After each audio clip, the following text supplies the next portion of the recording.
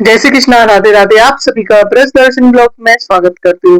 मित्रों, आज के इस वीडियो में हम जानेंगे वट सावित्री व्रत 2026 की सही तारीख और सावित्री व्रत कैसे रखा जाएगा और पूजा विधि। वट सावित्री व्रत ज्येष्ठ माह की अमावस्या तिथि को रखा जाता है।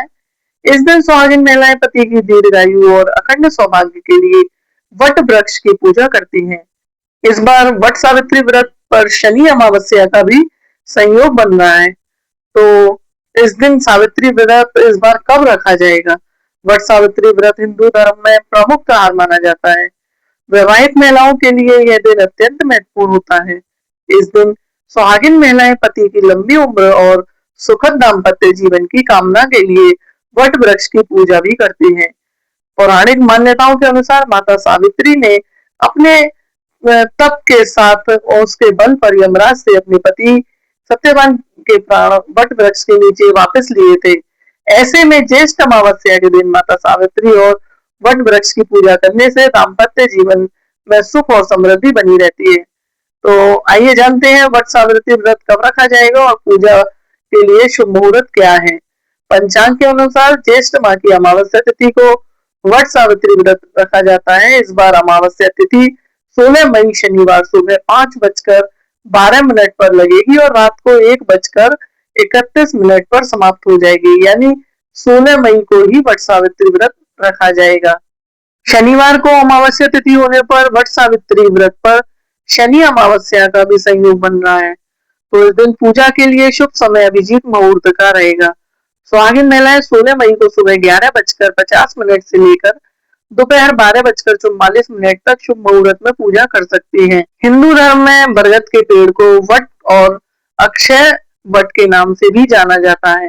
पौराणिक मान्यताओं के अनुसार बरगद के पेड़ की जड़ में ब्रह्मा जी, तने में जगत के पालनहार भगवान श्री हरि विष्णु और शाखाओं में भगवान शिव का वास होता है।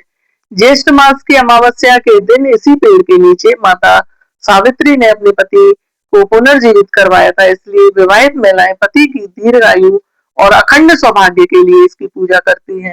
इस दिन सुहागिन महिलाओं को सुबह सुबह स्नान करके नए वस्त्र और 16 श्रृंगार करना चाहिए।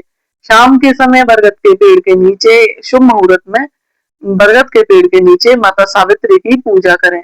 पूजन सामग्री में पेड़ की जड़ में चढ़ाएं। इसके बाद वट वृक्ष को प्रसाद का भोग लगाएं और धूप दीप दिखाएं। इसके बाद हाथ जोड़कर माता सावित्री से अपने पति की लंबी उम्र की कामना करें।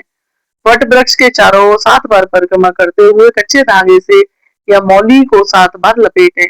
अंत में बरगद के पेड़ के नीचे बैठकर माता सावित्री और सत्यवान की कथा सुने। मित्रों, कुछ राज्यों में जैसे महाराष्ट्र, गुजरात और दक्षिण भारत में वट पूर्णिमा प्रचलित है। वहां पर जैसे पूर्णिमा का दिन ही वट पूर्णिमा के नाम से वट सावित्री की तरह वट पूर्णिमा के दिन ही पूजा की जाती है। जैसे यहाँ अमावस्या को की जाती है, ऐसे ही कुछ राज्यों में पूर्णिमा के दिन की जाती है। जो पूर्णिमा तिथि की शुरुआत 28 जून को सुबह 8:35 से और पूर्णिमा तिथि के समापन 29 जून को सुबह 6:48 है।